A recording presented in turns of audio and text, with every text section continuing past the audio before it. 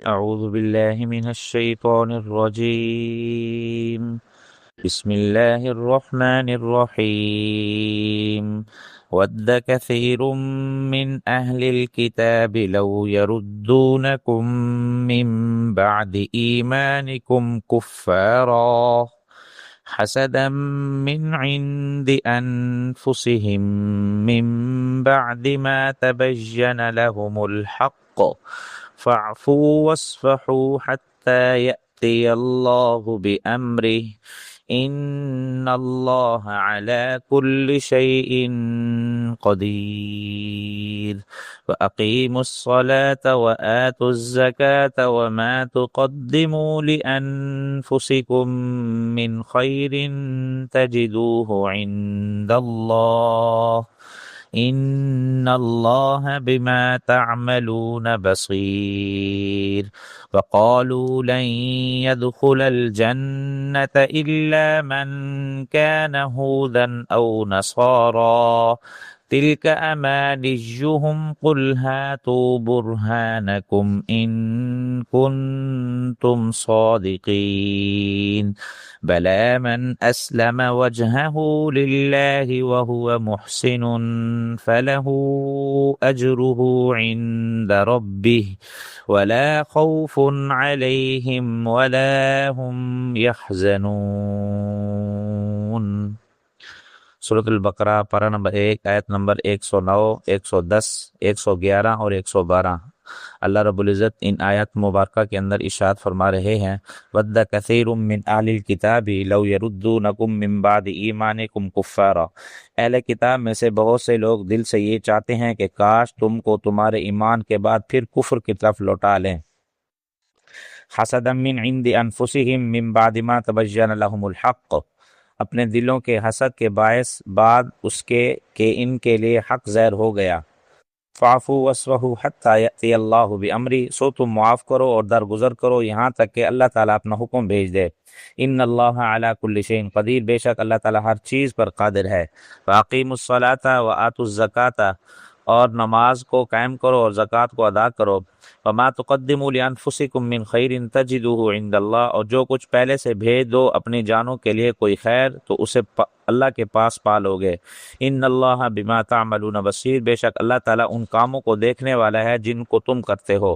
وقالوا لن يدخل الجنۃ الا من كان هودا او نصارى، اور انہوں نے کہا کہ ہرگز کوئی شخص جنت میں داخل نہ ہوگا سوائے اس کے کہ جو یہودی ہو یا نصرانی ہو۔ تلک امانیہم، یہ ان کی آرزو ہیں۔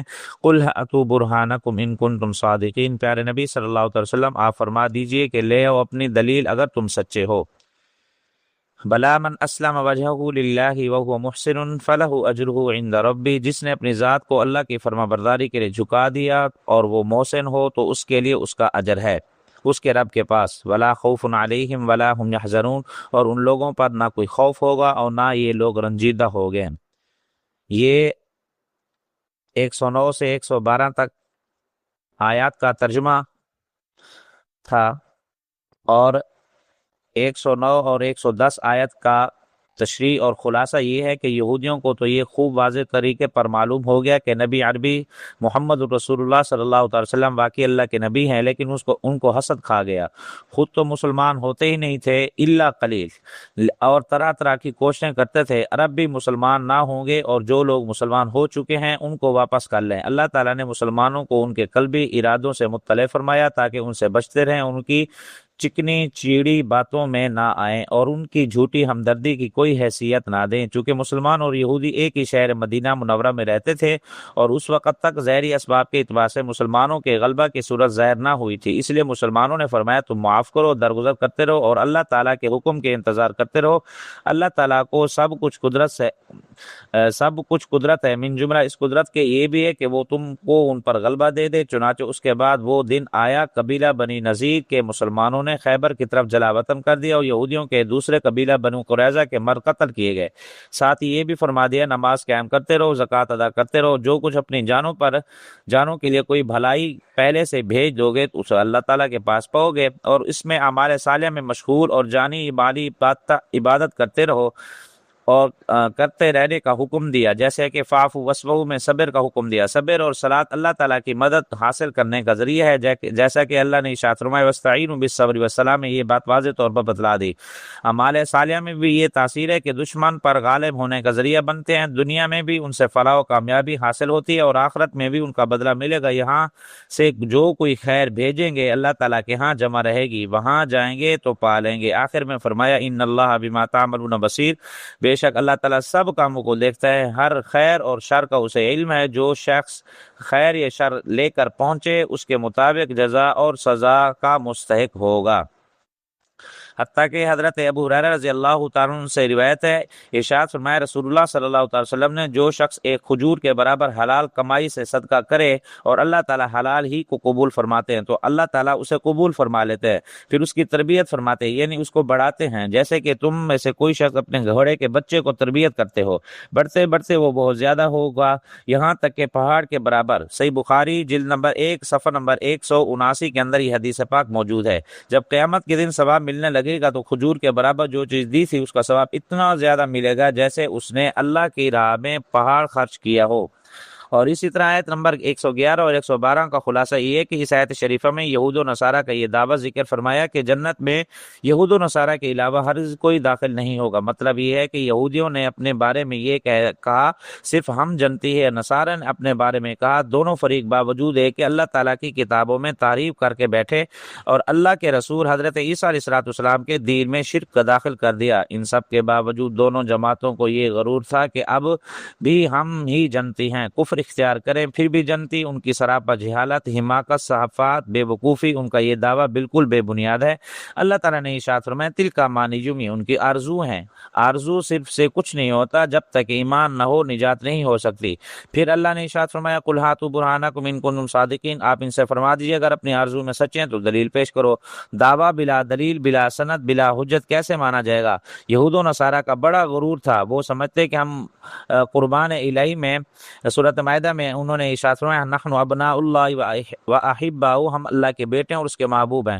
اولاد تو اس کی ہوتی ہے ہی نہیں، یہ عقیدہ شرکی ہے، اس کی اولاد شرک عقیدہ رکھنے والا اور اللہ کے رسولوں کو جھٹلانے والا اللہ تعالیٰ کا محبوب اور مقرب کیسے ہو سکتا ہے؟ اپنی حماقت اور اپنے مذہبی پیشواؤں کے بہکانے سے وہ یہ باطل خیال جمائے ہوئے ہیں کہ صرف ہماری ہی نجات ہوگی، صرف ہم ہی جنتی ہیں۔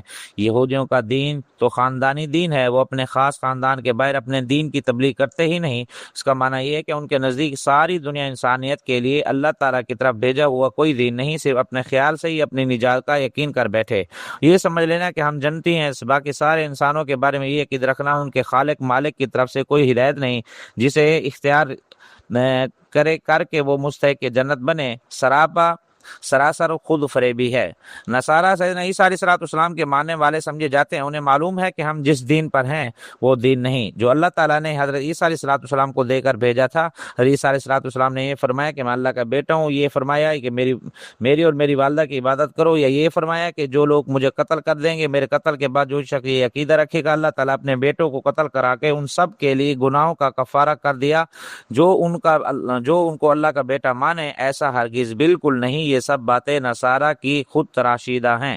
سیدنا عیسیٰ علیہ السلام نے ان میں سے کوئی بات بھی نہیں فرمائی، انہوں نے صرف اللہ کی عبادت کرنے کی تبلیغ کی، اور نصارہ جو کچھ کہتے ہیں ان کے پاس اس امر کا کوئی بھی ثبوت نہیں۔ یہ باتیں عیسیٰ علیہ السلام سے بتائی ہیں، یہ باتیں عیسیٰ علیہ السلام کے آسمان پر تشریف لے جانے کے بعد ان کے جھوٹے ماننے والوں نے کئی سو سال کے بعد تجویز کی، کیونکہ اس میں تن آسانی ہے اور پورے گناہ کرتے ہوئے مغفرت اور نجات کی گارنٹی ہے، اس لیے نصارہ نے ان باتوں کو بغیر تحقیق کے قبول کر رکھا ہے۔ اتوار کے دن پادری کہہ دیتا ہے کہ میں نے اس ہفتہ کے سب گناہ معاف کر دیے، یہ کیسی خلاف عقل بات ہے؟ نافرمانی کی ہے خدا پاک کی، معاف کر رہی ہے مخلوق۔ ان پادریوں کو گناہ کے معاف کرنے میں خداوند تعالیٰ کا نائب نہیں مانتے، ان کو یہ نیابت کہاں سے ملی؟ کس نے ان کو نائب بنایا؟ ہر عقل مند کے سامنے یہ سوالات آتے ہیں، یہ سب کچھ نصارہ کا اپنا بنایا ہوا دین ہے، اور اوپر سے اس دھوکہ اور آرزو میں پڑے ہوئے ہیں کہ صرف ہماری ہی نجات ہوگی، ہم ہی جنتی ہیں۔ یہ سب کچھ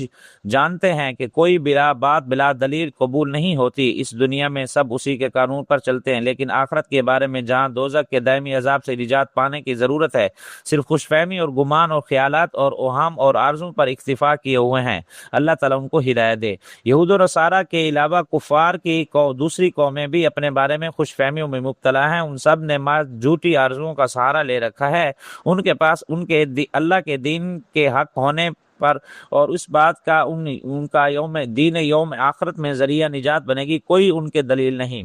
اور مشرکوں کی بے وقوفی دیکھو، پیدا کیا اللہ تعالیٰ نے، کھانے کو وہی دیتا ہے، انسانوں کی ضرورت کا ہر سامان اسی نے پیدا فرمایا، لیکن پوجا عبادت اللہ کو چھوڑ کر دوسروں کی کرتے ہیں، اس میں نجات سمجھتے ہیں۔ اللہ تعالیٰ کو سب سمجھ ہے۔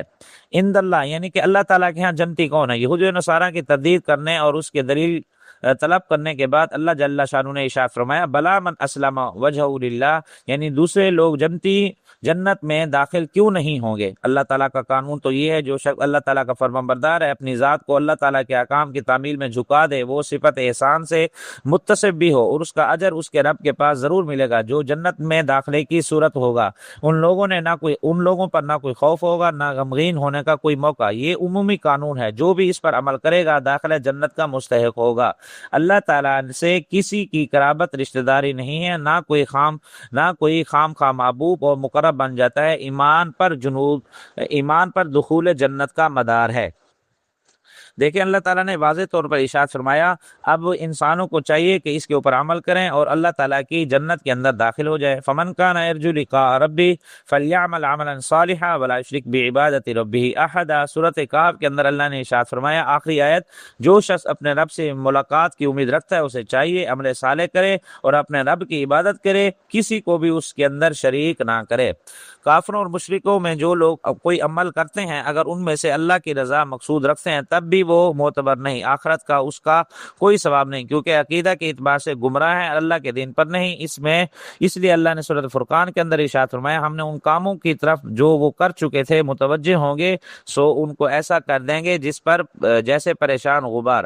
شاید کوئی شخص اپنی جہالت سے یہ سوال کرے، آیت میں مسلمان ہونے کی شرط نہیں، پھر یہ شرط کہاں سے آ گئی؟ اس کا جواب یہ ہے کہ اسلم وجہ للہ وہو محسن سے ہی یہ کہ ثابت ہوتی ہے۔ دوسری آیت میں پیش نظر رکھنا لازم ہے۔ سورۃ آل عمران کے اندر بھی اللہ رب العزت نے ارشاد فرمایا، وَمَن يَتَّبِعْ غَيْرَ الْإِسْلَامِ دِينًا فَلَن يُقْبَلَ مِنْهُ، جو بھی غیر اسلام کی اتباع کرے گا وہ اس کا قبول بالکل نہیں کیا جائے گا۔ اب انسان کو چاہیے کہ وہ سیدھے راستے پر آنے کے لیے ان شرطوں کو قبول کر لے، دنیا کے اندر بھی اللہ رب العزت اس کو ہدایت عطا فرما دے اور آخرت کے اندر بھی جنت کا داخلہ ہو جائے گا۔